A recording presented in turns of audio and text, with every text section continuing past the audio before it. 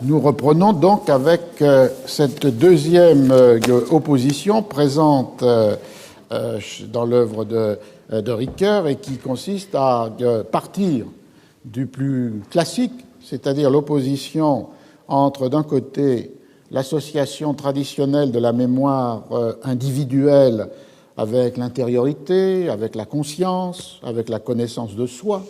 Et à chacune de ces formes, on peut faire correspondre un auteur, Saint-Augustin, Locke, Husserl. Et de l'autre côté, la mémoire collective, compris comme un processus collectif qui est inscrit dans des cadres sociaux partagés par une communauté, quelle qu'en soit la dimension. Et ici, évidemment, c'est tout l'œuvre de Halbwachs qui est référé qui fait référence pour Ricoeur. Donc cette opposition est classique, elle est fondamentale entre philosophie ou phénoménologie d'un côté et sociologie de l'autre. Ce que montre ou veut montrer le livre de Ricoeur, c'est qu'il est possible, grâce à un concept qui est celui d'ascription, de repérer que des phénomènes mnémoniques peuvent être attribués aussi bien à l'individu qu'au groupe, à soi, à l'autre ou à la communauté. Ce qui rend pensable, dit Ricoeur, les échanges entre la mémoire vive des personnes individuelles et la mémoire publique des communautés. Cette condition de possibilité, c'est de surmonter l'opposition trop radicale entre regard intérieur, regard extérieur, entre phénoménologie et sociologie. Et Ricoeur, d'ailleurs, décrit cette condition de possibilité en termes de transformation interne de chacune des approches, puisqu'il montre comment l'approche phénoménologique s'est sortie du seul individu, de la seule intériorité de la conscience, pour prendre en considération l'expérience d'autrui, et donc le monde social, ou pour le moins le lien social, et qu'inversement, dans des approches sociologiques ou socio-historiques, place a été donnée aux expériences de chacun des acteurs à l'intérieur des perceptions ou des représentations ou des stratégies partagées. On a donc là une manière de croiser les termes classiques de l'opposition en considérant que la conscience intérieure s'inscrit dans ce que Ricoeur appelle un régime du vivre ensemble, s'inscrit dans le lien social. Et inversement, que les règles, les conventions, les perceptions, les représentations partagées n'effacent pas, n'étouffent pas les singularités individuelles. Et c'est avec cette inversion d'une opposition traditionnelle, individuelle-collective, bousculée et reconfigurée dans cet individuel inscrit dans le lien social ou cette contrainte collective qui permet la singularité, qu'on peut retourner dans la Sierra Morena et de rencontrer Sancho et Don Quichotte une seconde fois. Sancho parce que il serait le parfait exemple de l'opposition entre une mémoire collective, qui est la sienne, et une mémoire individuelle dont il dit être dépourvu. Une fois qu'il a écrit la lettre à Dulcinea, Sancho va la confier sur le Librillo de Memoria à Sancho pour qu'il l'amène dans son village, d'abord qu'il la donne à Dulcinea, et puis ensuite qu'accessoirement il donne à sa nièce l'autre lettre, de façon à ce que Sancho reçoive les 3 anneaux qui lui ont été promis. Je cite, Don Quichotte appela Sancho et lui dit qu'il voulait lui lire la lettre pour qu'il l'apprît par cœur. La tomase de memoria. Si jamais il la perdait en chemin, car de sa malchance, on pouvait tout craindre. À quoi Sancho répondit, écrivez-la, monsieur, 2 ou 3 fois dans le Librillo de Memoria et donnez-le-moi, je saurai bien le garder. Car penser que je vais apprendre la lettre par cœur, c'est folie, disparate. J'ai si mauvaise mémoire que, bien souvent, j'oublie comment je m'appelle. Cependant, monsieur, dites-la moi, je serai fort aise, car elle doit être écrite en lettres d'or, qui est une traduction d'une expression espagnole un peu plus intéressante et riche parce que c'était como de molde. Et molde, c'est le caractère typographique. C'est-à-dire que, aussi bien en anglais qu'en espagnol du début du XVIIe siècle, la référence à la typographie sert à marquer quelque chose qui est de qualité. Imprint dans les textes anglais et de molde, parce qu'on dit letra de molde, c'est-à-dire la lettre typographique. Alors on voit qu'ici, Cervantes joue du contraste entre les défaillances de la mémoire individuelle, qui est oublieuse même du nom, qui est rétive à apprendre ou à emmagasiner quelque chose de nouveau, et d'autre part, l'incorporation mémorielle par Sancho de tout un patrimoine qui est celui de la communauté. D'un côté, en effet, Sancho va se montrer tout à fait incapable de reconstituer de mémoire la lettre que Don Quichotte lui a lue et dont il n'a plus le texte parce que, malheureusement, il a oublié le Libro de Memoria dans la Sierra Morena. Alors, quand il arrive au village, le barbier et le curé lui demandent qu'est-ce qu'était cette lettre. Il ne peut pas leur montrer le texte puisqu'il a oublié le Libro de Memoria. Il essaye de reconstituer de mémoire ce que lui avait dit Don Quichotte. Et Dieu du ciel, monsieur le licencié, dit-il au curé, les diables m'emportent, si je me rappelle, se me acuerda, quoi que ce soit de la lettre. Encore qu'au commencement, elle disait alta y sobajada señora, souterraine et haute dame. Elle ne devait pas dire souterraine, réplique le barbier, mais sans doute sobrehumana, ou soberana señora, c'est-à-dire surhumaine ou souveraine dame. Et Sancho, on le voit là, est totalement dépourvu de tout instrument qui lui permettrait de récupérer dans sa mémoire ce qui a pu y entrer lorsque Don Quichotte lui a lu la lettre qu'il avait écrite pour Dulcinea. Et ses efforts pathétiques pour se rappeler ce qu'il a en fait oublié ne produisent que l'ironie de ses interlocuteurs. Tous deux, dit le texte, prirent grand plaisir à voir la bonne mémoire de Sancho et ils lui en donnèrent quantité de louanges. Donc d'un côté, Sancho qui oublie, Sancho el olvidoso, Sancho l'oublieux, pour ce qui est du registre d'une mémoire immédiate et d'une mémoire individuelle.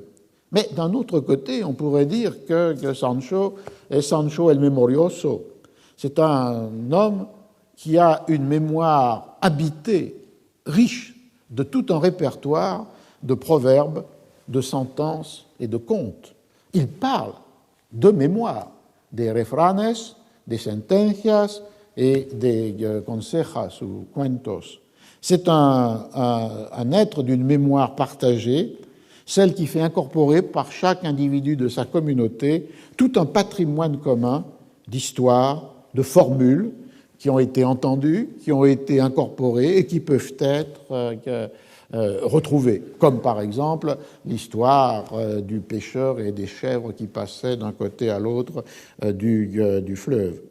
Mais cette mémoire-là, ce qui est intéressant, c'est que si elle entre tout à fait dans la perspective de Halbwachs sur les cadres sociaux de la mémoire, elle est nourrie par ces cadres sociaux du village, elle n'est pas exclusive pour autant d'une forme d'appropriation singulière. C'est-à-dire que dans la mémoire, qui est cette mémoire formulaire, les contes, les proverbes, les sentences, il y a la place pour, ou même la nécessité de l'interprétation individuelle, d'appliquer à bon escient au bon moment un proverbe ou, dans un conte, le lier aux circonstances de sa récitation. Et c'est ce que montre, là, avec une incroyable acuité ethnologique, Cervantes dans le chapitre 20, où Sancho raconte le conte des chèvres qui passent le fleuve, et où, à la fois, Sancho est très attaché à la formule du conte, et au point qu'il l'interrompt si Don Quichotte, à un moment où Don Quichotte n'a arrêté de compter les chèvres qui passaient, et en même temps est tout à fait capable de l'interprétation, de l'application, puisqu'il multiplie les digressions ou les références à la situation dans laquelle se trouve lui et Don Quichotte en rapport avec l'histoire même qu'il est en train de lui conter. Il y a donc à la fois une très grande fidélité aux structures formelles du récit et en même temps une capacité d'interprétation qui est marquée par les digressions et par les références. On a donc à la fois des cadres sociaux de la mémoire et aussi une possibilité de l'invention et de l'improvisation à l'intérieur de ces cadres sociaux de la mémoire. Du coup, on voit comment le conteur est réintroduit dans le conte et comment la singularité du moment est réintroduite dans un répertoire partagé et détaché de toute circonstance particulière.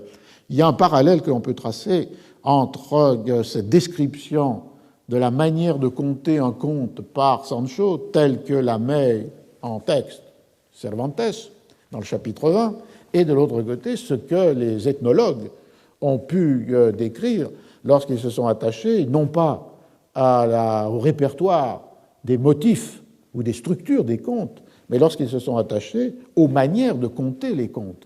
Il y a un livre magnifique de Linda Degg qui a porté Folk Tales and Society et qui était une analyse, une description de comment, dans une partie de l'Europe centrale, juste après la Seconde Guerre mondiale, des conteurs contaient les contes et avec cette même tension entre d'un côté un répertoire fixe d'histoires et de formules et de l'autre côté une grande différence dans les capacités de l'improvisation qui font détacher dans une communauté celui qui compte mieux que les autres parce qu'il est capable de maîtriser cette relation avec la circonstance ou de multiplier les digressions tout en restant à l'intérieur du protocole formulaire qui est celui de la récitation du conte.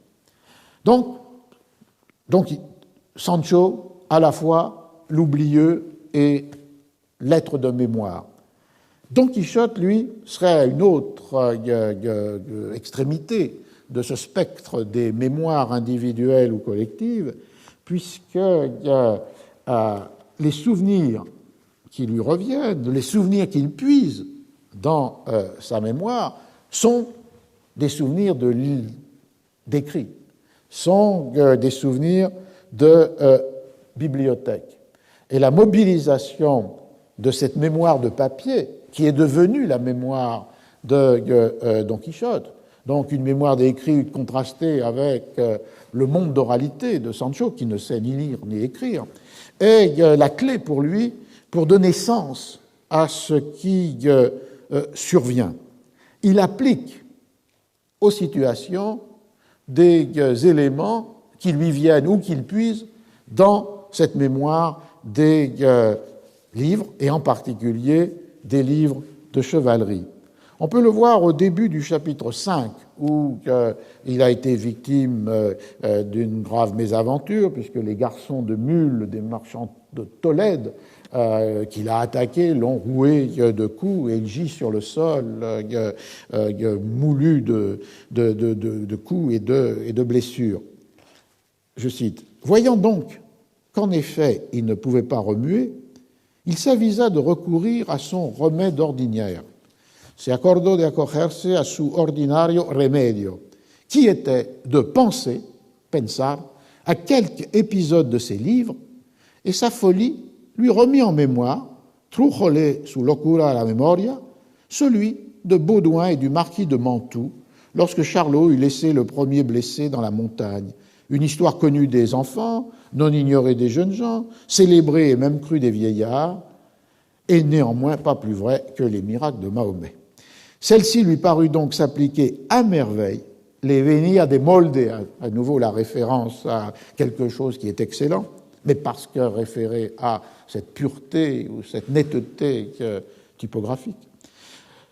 Celle-ci lui parut donc s'appliquer à merveille à la mauvaise passe où il se trouvait, et ainsi, donnant tous les signes d'une grande douleur, il se mit à se rouler par terre et à dire d'une voix affaiblie cela même que disait, dit-on, le chevalier blessé dans la forêt. Et Cervantes cite ici 6 vers du romance du cycle du marquis de Mantoue que Don Quichotte a fait revenir à sa mémoire, et peut-être en usant des techniques, des mnémotechniques, qui permettent de faire venir à la conscience ce qui était présent dans les magasins de la mémoire.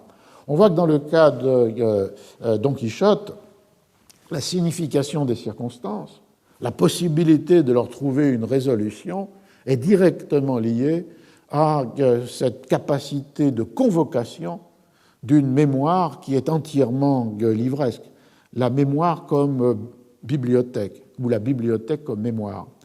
Du coup, on voit que Don Quichotte et Cervantes déplacent sur ce registre de la satire et de l'ironie d'un Don Quichotte qui est capable de puiser dans sa mémoire les fragments de texte qui vont donner sens à une situation présente, ce qui, dans le monde des érudits, des lettrés, est une technique comparable, mais non pas pour faire surgir à la mémoire des fragments des romances ou des livres de chevalerie, mais pour faire surgir à la mémoire les lieux communs, les loci communes, qui ont été stockés dans la mémoire et qui sont convoqués pour donner sens à une situation et qui inscrivent les expériences singulières dans des vérités universelles.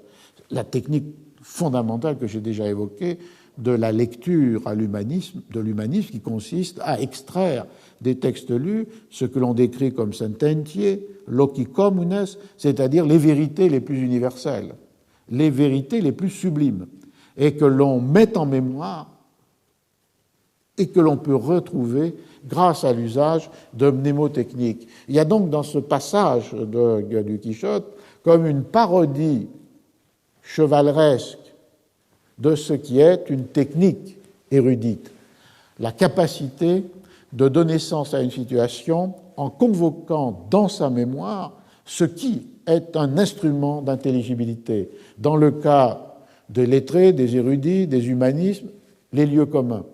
Dans le cas de Don Quichotte, les romances ou les livres de chevalerie.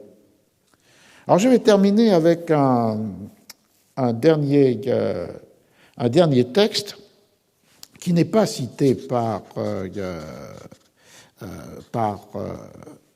Ricoeur, mais qui nous permet peut-être de poursuivre plus avant cette idée de l'ascription de caractères communs aux mémoires individuelles et aux mémoires collectives. C'est une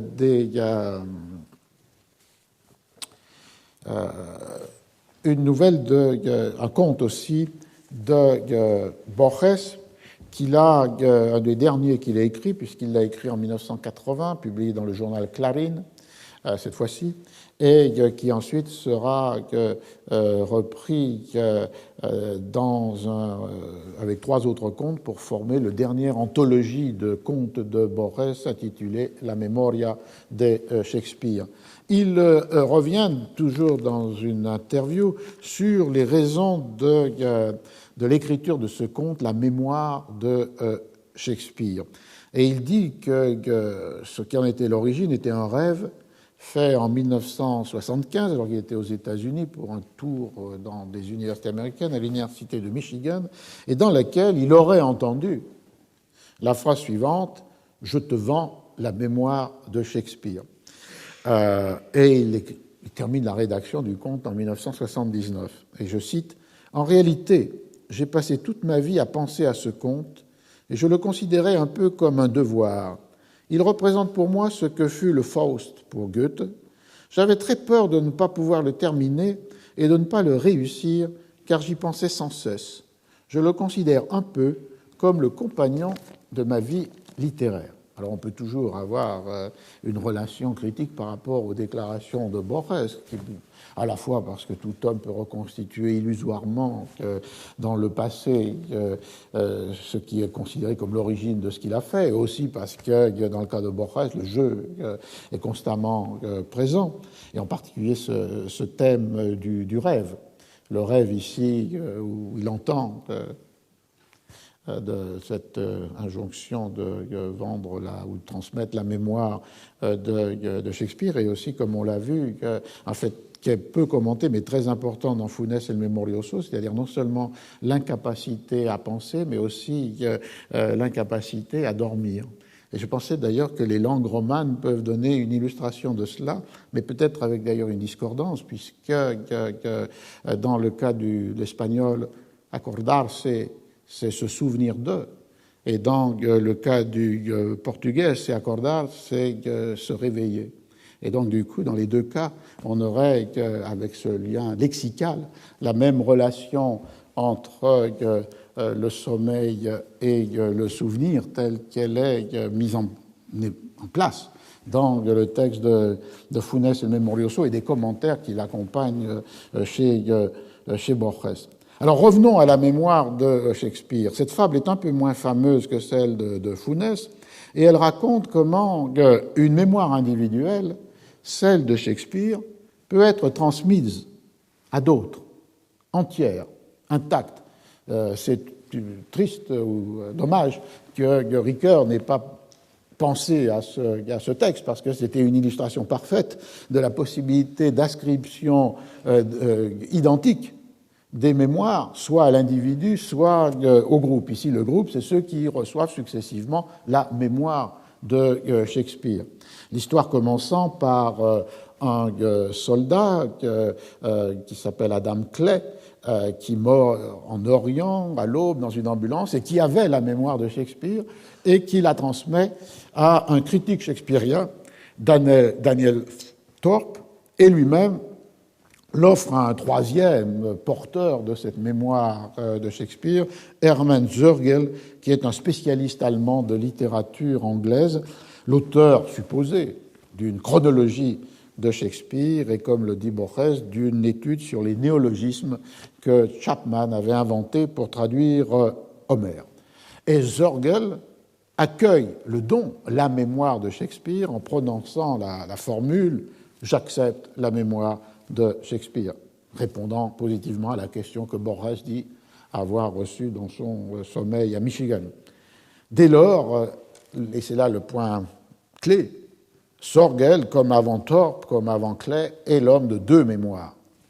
Et toute la fiction de Borges, dans ce cas-là, se déploie en opposant, comme on l'a fait au début de cet exposé, mnémée et anamnésis, c'est-à-dire mnémée, surgissement du souvenir, et anamnésis, travail, quête de la mémoire. En effet, tous les efforts de Zörgel, qui a reçu cette mémoire de Shakespeare, pour réellement se l'approprier, se révèlent vains. Il a lu tous les livres lus par Shakespeare. Il a lu les sonnets qui peuvent être considérés comme un document plus biographique ou autobiographique. Il est même allé à Stratford-upon-Avon pour être là, dans le lieu de l'existence même de Shakespeare. Et tout cela ne suffit pas à s'emparer pleinement de la mémoire qui lui a été transmise. À l'inverse, c'est dans ses rêves, cette mémoire qui s'empare de lui. Thorpe, le second possesseur de la mémoire de Shakespeare, dans le conte, le disait déjà. « J'ai à présent deux mémoires, la mienne personnelle et celle de Shakespeare, que je suis en partie. Ou, pour mieux dire, deux mémoires me gouvernent. » Et d'ailleurs, l'espagnol est plus économe parce que il dit cela avec un seul verbe, tener. Tengo dos memorias, j'ai deux mémoires, mejor dicho, dos memorias me tienen, deux mémoires m'ont. Et donc, on voit que c'est à partir de ça par cette invasion de la mémoire de Shakespeare de manière inconsciente dans son rêve que finalement, possédé par cette mémoire, Sorgel en devient le possesseur. Au bout de 30 jours environ, la mémoire du mort me stimula. Durant une semaine d'étrange félicité, j'eus presque le sentiment d'être Shakespeare. Cassi crei ser Shakespeare. Son œuvre se revivifia en moi. On voit que ici, le jeu est entre la difficulté, la douleur et finalement l'échec du rappel laborieux, qui était la première tentative de Sorgel, lisant ce qu'a lu Shakespeare, vivant là où Shakespeare a vécu, déchiffrant dans les sonnets une existence, une vie. À cette difficulté, cette douleur, cet échec, fait contraste cette sorte de bonheur de l'évocation immédiate, la survenance joyeuse du souvenir. Mais cette félicité, qui est celle de Sorgel lorsque, possédé par la mémoire, il pense en être le possesseur, elle ne dure pas dans la mesure où la blessure réside dans l'impossibilité de concilier deux mémoires, la leur et celle du poète, qui devient accablante. Je cite: durant la première étape de mon aventure, je sentis le bonheur d'être Shakespeare, ce qui se transforma plus tard en un joug insupportable et en terreur. Au début, nos deux mémoires ne mélangeaient pas leurs eaux. Avec le temps, le grand fleuve shakespearien menaça et anéantit presque mon modeste cours d'eau. Je notais avec épouvante que j'étais sur le point d'oublier la langue de mes pères, et comme l'identité personnelle se fonde sur la mémoire, je craignis pour ma propre raison. Au fur et à mesure que passent les années, tout homme est contraint d'endurer la charge croissante de sa mémoire. Deux mémoires m'accablaient qui se confondaient parfois, la mienne et celle de l'autre, incommunicable. Il y a donc là la raison pour laquelle, à cette félicité que représente la possibilité d'avoir la mémoire de Shakespeare, succède à un moment la nécessité, l'urgence de se libérer de cette mémoire qui étouffe la mémoire propre et qui, du coup, met en péril, met en danger l'identité même. Et du coup, Sorgel, par téléphone, choisissant au hasard, fait don de sa mémoire à ce qu'il appelle la voix d'un homme cultivé, qui lui aussi répond « j'accepte la mémoire de Shakespeare » et va courir à son tour le risque. On voit donc que la modalité ou la modulation du conte de Borges jusque-là, par rapport à cette idée d'inscription de traits communs à la mémoire individuelle ou à la mémoire collective, introduit quelque chose d'autre, qui est que la difficile, la douloureuse conciliation de deux mémoires. Et cette inscription théorique n'a pas, dans la réalité phénoménologique, évidemment, la même possibilité. Elle est traduite par cette tension insupportable entre une identité qui se détruit et, d'autre part, la séduction d'avoir la mémoire de Shakespeare, presque de pouvoir être Shakespeare. La fin du conte nous ramène à l'oubli, puisque une fois cédée la mémoire, il faut en effacer les traces. C'est-à-dire que ce travail de l'oubli est aussi difficile, aussi exigeant que le travail de la quête, que le travail de l'anamnèse. Sorgel dit: j'avais imaginé diverses disciplines afin d'éveiller l'ancienne mémoire. J'ai dû en chercher d'autres pour l'effacer. C'est-à-dire le pendant de ces efforts pour posséder la mémoire de Shakespeare a comme même exigence les efforts pour l'effacer. L'une d'elles fut l'étude de la mythologie de William Blake, disciple rebelle de Swedenborg. Je constatais qu'elle était moins complexe que compliquée. Ce chemin ainsi que tous les autres furent inutiles, ils me menaient tous à Shakespeare. Donc on voit que, comme sur le Librillo de Memoria de Cardenio, comme sur le Wunderblock de Freud, l'effacement est nécessaire, vital, mais qu'en même temps, la trace est perdurable. Et dans ce cas-là, une trace qui est un obstacle, est un handicap. La construction d'une mémoire de réserve qui suppose l'oubli ne protège donc pas, dans le cas de Sorgel, de retour non voulu de ce qui aurait dû disparaître. Et c'est ainsi que le conte se termine par un post-scriptum qui énonce à la fois l'exigence douloureuse et finalement l'impossibilité heureuse de l'oubli, cette ambiguïté qui tourne autour d'une impossibilité qui finalement peut être heureuse en même temps que l'exigence de l'effacement était impérieuse mais en même temps douloureuse. Voilà la fin du texte, post-scriptum 1924, c'est Sorgel qui écrit « Je suis désormais un homme parmi les hommes. Durant le jour, je suis le professeur Hermann Sorgel, qui manie un fichier et rédige des banalités érudites. Mais à l'aube, je sais parfois que c'est l'autre qui rêve.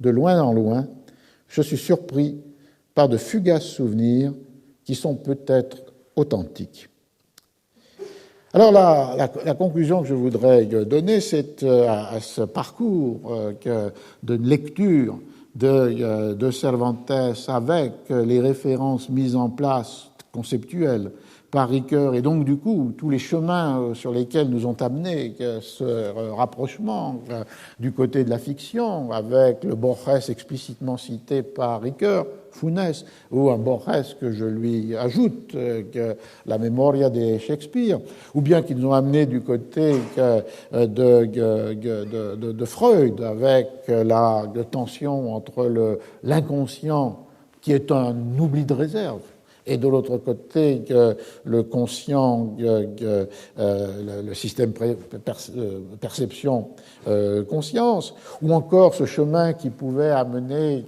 à ces objets qui, dans les sociétés anciennes, tenaient le paradoxe d'aider à la mémoire tout en permettant l'effacement, sans que pour autant cet effacement soit absolu. C'est le cas avec le Wunderblock, c'est le cas avec le Librillo des Mémorials. On voit que tous ces cheminements peuvent être replacés aussi dans un contexte plus large et de plus longue durée, qui serait celui d'une histoire d'une histoire de la mémoire, dans un certain sens. C'est-à-dire le fait que le cours de l'évolution de l'histoire occidentale a été la multiplication des prothèses de la mémoire ou d'une extériorité de la mémoire confiée à des supports qui libèrent, pour le bien ou le mal, la mémoire intérieure. L'histoire peut commencer avec le Phèdre de Platon, c'est-à-dire l'idée que l'écriture va être cette forme graphique d'inscription d'une mémoire au risque d'une perte des compétences mémorielles des individus.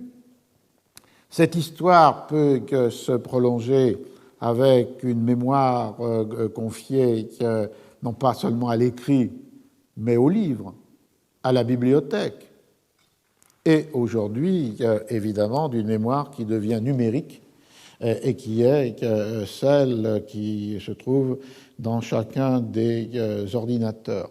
Il y a donc là une trajectoire d'externalisation de la mémoire, une multiplication des prothèses de la mémoire qui a sans doute pour effet à la fois une libération impossible pour Funès le Memorioso des capacités à penser, et ensuite, du même coup, une réduction des capacités mémorielles des individus. Et c'est dans cette trame-là que l'on peut inscrire une histoire qui, je l'évoquais en passant, en comparant la mémoire de Don Quichotte avec la mémoire des humanistes, la mémorisation des poèmes et des livres de chevalerie versus la mémorisation des lieux communs, des sentences, des vérités universelles, qui est le propre de la technique des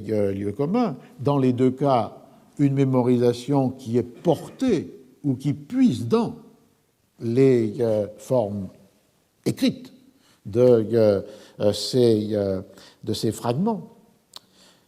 Et du coup, ouvrir la réflexion sur cette période médiévale et encore renaissante, dans laquelle, bien sûr, le livre existe comme bibliothèque de mémoire, mais dans laquelle aussi des mnémotechniques inventées dans l'Antiquité ont une importance tout à fait essentielle. C'est-à-dire l'idée que dans l'esprit peuvent être archivés des textes entiers ou des fragments de textes qui sont mobilisables dans la production de nouvelles compositions ou qui sont mobilisables, comme on l'a vu, pour l'application aux circonstances. Et les travaux ou les livres de Mary Carruthers, Paolo Rossi, Frances Yates s'inscrivent dans ce paradigme selon lequel, et surtout ceux de Mary Carruthers, dans lequel les mnémotechniques sont des techniques qui visent à donner un primat à la mémoire incorporée par les individus, ce qui a à la fois des conséquences sur les modes d'organisation de cette mémoire dans l'esprit, et de là les techniques de mémorisation qui renvoient à tous les dispositifs qui permettent d'organiser mentalement des magasins de la mémoire, que ce soit les images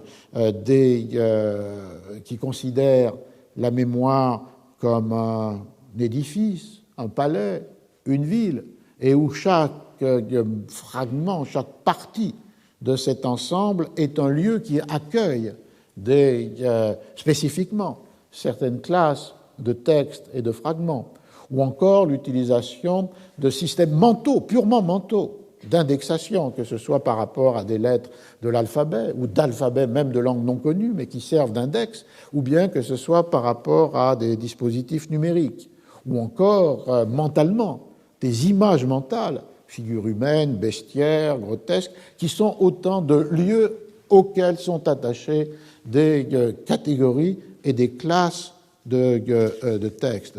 Cette architecture purement mentale des mémoires comme étant la capacité pour les individus d'inscrire, entre guillemets, puisque là il s'agit d'une inscription métaphorique, d'une écriture sur l'esprit, donc d'inscrire dans ces lieux des textes ou des fragments de textes capables ensuite d'être mobilisés pour être utilisés dans un discours oral ou dans une pratique d'écriture. Et l'on voit que dans cette puissance d'une mémoire purement mentale, organisée à partir de techniques et de lieux, le primat est donné à cette dimension par rapport aux livres qui sont considérés, comme le dit Mary Carruthers, comme second.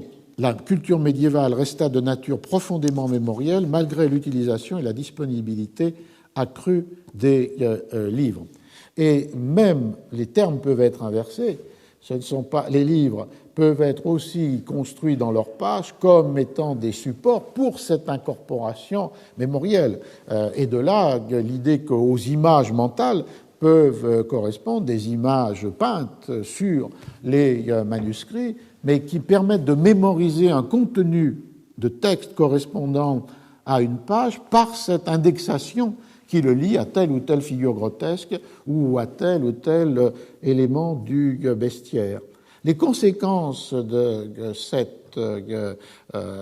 primat des mnémotechniques, des techniques d'une mémorisation mentale appuyée sur le livre, mais fonctionnant en elle-même, dans ces lieux de la mémoire, peut-être aussi une réflexion sur la lecture elle-même, les lectures qui sont liées avec cette logique de la mémoire lorsqu'elle est un art, et un art qui vise à l'incorporation mémorielle dans l'esprit à distance du livre, comme on le voit avec Don Quichotte. Les livres ne sont pas là, mais ils sont dans sa mémoire. De la même manière avec les recueils des lieux communs. La source, le texte d'origine n'est pas là, mais l'organisation architecturale de la mémoire permet de retrouver le fragment désiré à tel ou tel moment. Et donc, du coup, une réflexion sur les modes de lecture qui permettent à la fois la construction de ces matériaux, et on peut supposer que beaucoup de fragmentation des textes, par exemple les versets de la Bible ou des questions dans des corpus juridiques, ont pu avoir une existence mentale avant même d'être une structure de leur composition sur la page des livres, mais évidemment permettant du coup, par cette segmentation, des possibilités d'incorporation pour la mémoire. On peut penser aussi que le type de lecture qui favorise cette incorporation est la lecture qui est cette lecture silencieuse, solitaire, par les yeux seuls, que l'on voit gagner en importance au fil de l'époque médiévale, aux dépens d'une lecture nécessairement oralisée. Et on peut penser aussi que dans l'acte de lecture, la composition des fragments entre ce qui est lu et ce qui est dans les magasins de la mémoire définit ce que dans les textes médiévaux on désigne comme meditatio, une capacité de combiner à la fois le texte qui est lu avec les autres textes, une sorte d'hypertextualité mais sans ordinateur, les autres textes qui sont convoqués dans ces lieux, architecture ou magasins de la mémoire. Et on a là, évidemment, une matrice aussi pour comprendre les textes que j'ai évoqués ou commentés ce matin. Cette matrice cédant de plus en plus la place lorsque cette externalisation de la mémoire dont je parlais va se développer et prendre toute son importance en non plus pensant le livre comme un aliment pour les mnémotechniques, mais comme un dépôt, comme un répertoire, comme une ressource pour une mémoire qui n'a plus à être dans l'ordre du mental, et avec le monde numérique, une étape supplémentaire dans cette externalisation et cette assignation à un objet qui est à la fois très matériel et immatériel de la mémoire. La première question sur la capacité différente des ordinateurs étant la capacité de leur mémoire. Donc on a là une trajectoire qui, je crois, est extrêmement fondamentale et dans laquelle on peut insérer ce que j'ai essayé de faire ce matin en essayant de lire les différentes formes de mémoire, surgissement ou anamnèse, individuelles ou collectives, telles qu'elles sont à la fois conceptuellement désignées en s'appuyant sur toute une tradition philosophique et phénoménologique par Paul Ricoeur, et telles que ces distinctions, elles sont utilisées à l'état pratique pour produire des effets esthétiques, dans la caractérisation des personnages, dans l'ironie ou la satire, dans les échanges qui peuvent exister entre différentes formes de mémoire par Cervantes dans les chapitres de la Sierra Morena, 23 à 30, de la première partie de Don Quichotte, et avec ces trois figures clés sur lesquelles je termine: Sancho, l'homme des cadres sociaux d'une mémoire entièrement orale; Don Quichotte, l'homme d'une bibliothèque comme mémoire, et avec, entre ces deux extrêmes, d'une mémoire sans écrit et d'un écrit qui est mémoire, là, le librio de Memoria, c'est-à-dire cet objet qui est à la fois un objet d'inscription et d'effacement, qui est un objet qui aide à la mémoire, mais qui en même temps n'est pas paralysé par les traces du passé. Et c'est donc là cette lecture qui me paraît justifier, cette interprétation qui me paraît justifier cet acte anachronique, péché d'historien commis ce matin, c'est-à-dire le fait de lire Cervantes avec des catégories et des concepts dont il ne pouvait que très partiellement disposer. Merci.